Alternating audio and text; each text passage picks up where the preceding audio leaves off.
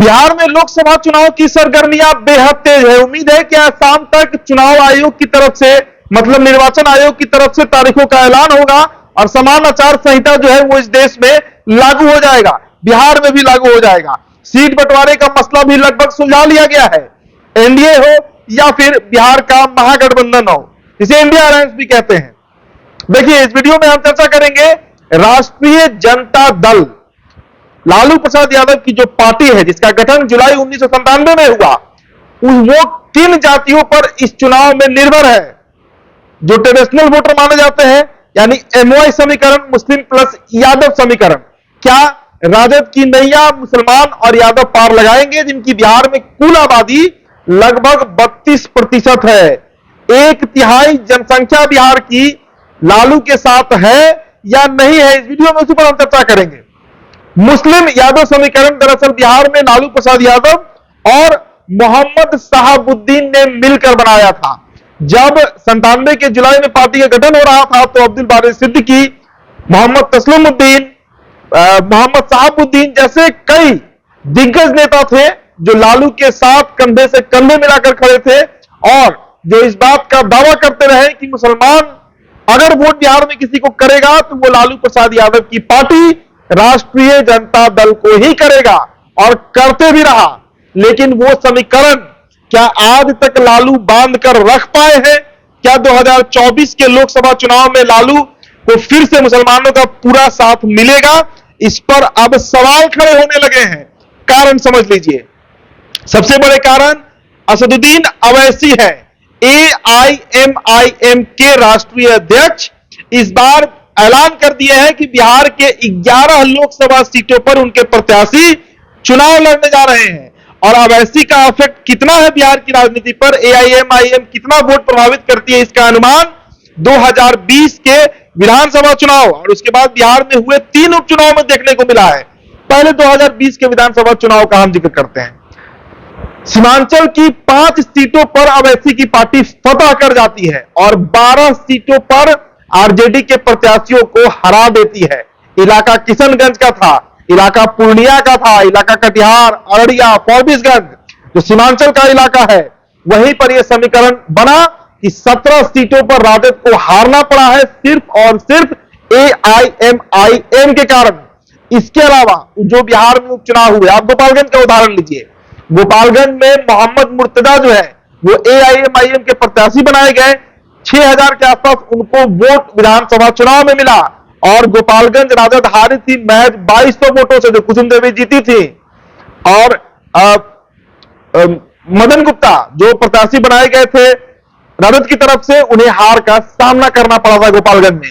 तो इससे आप समझ सकते हैं कि मुसलमानों को कितना इंफ्लुएंस AIMIM कर रही है। लेकिन जो 5 विधायक AIMIM के टूटे थे, उनमें से 4 जो है उन्हें तेजस्वी यादव ने वापस अपने साथ जोड़ लिया, जिसके बाद अख्तरुल इस्लाम जो है वो अकेले बिहार जो प्रदेश अध्यक्ष भी है बिहार के AIMIM के, वो इकलौते विधायक उस गठबंधन में बचे हैं। अब देखिए, 40 में से जिन 11 लोकसभा सीटों पर अवैसी अपने प्रत्याशी उतारने जा रहे हैं, उन सीटों को पहले आप गणित समझ लीजिए।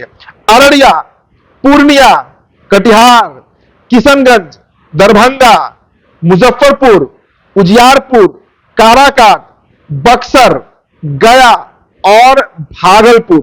मतलब 11 सीट में अगर आप 4 सीटों को हटा दीजिए, चाहे वो मुजफ्फरपुर हो, चाहे वो बक्सर हो, चाहे वो दरभंगा हो, तो लगभग सभी सीटों पर जो सिटिंग MP है, 4 सीट हटा दीजिए तो 7 ऐसी सीटें जहां पर जदयू के प्रत्याशी खड़े हैं।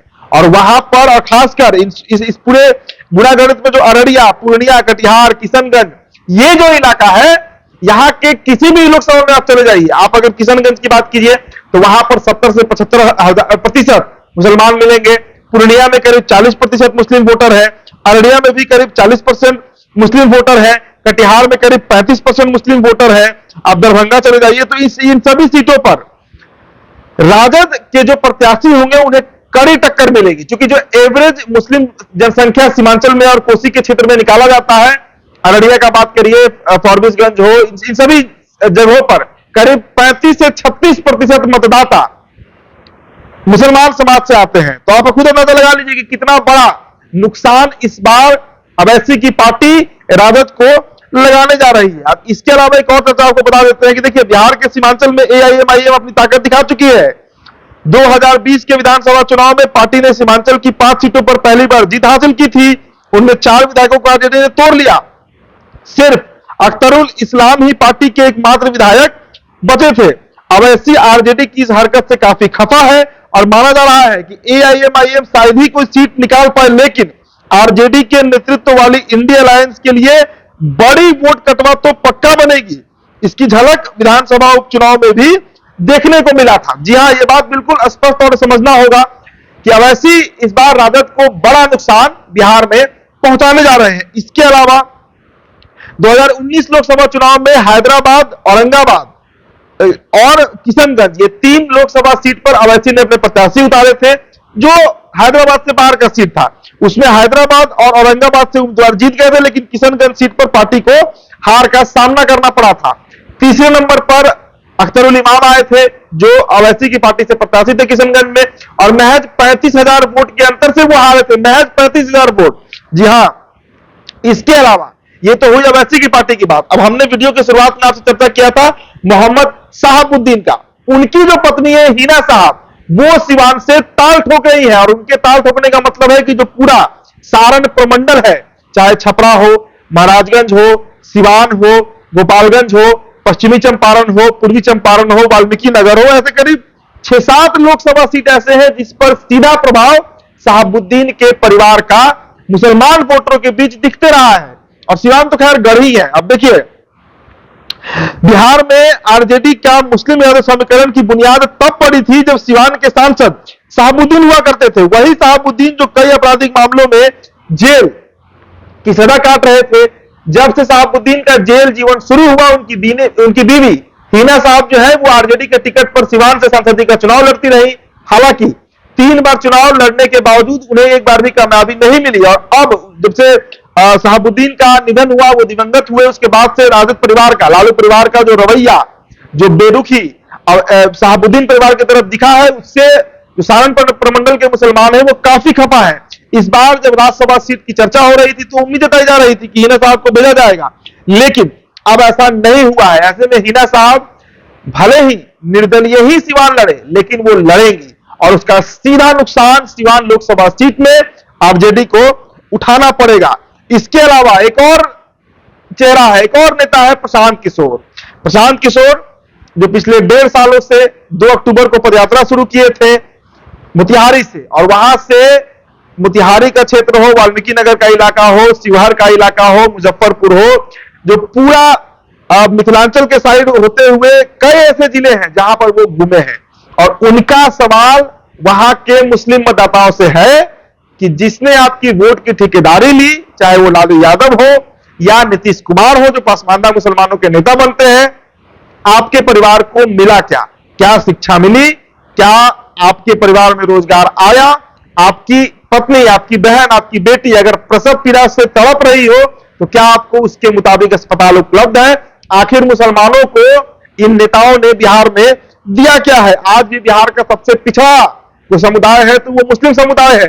ये प्रश्न प्रशांत किशोर उठा रहे हैं, और प्रशांत किशोर जिस गणित को साधने में लगे हैं वो फॉरवर्ड सवर्ण लॉबी है और साथ ही साथ मुसलमान मतदाता है। एक नया प्रयोग प्रशांत किशोर कर रहे हैं। अभी हम बेतिया घूम रहे थे, शिवहर घूम रहे थे, उस इलाके में जनसुराज का एक बड़ा इंपैक्ट देखने को मिल रहा है।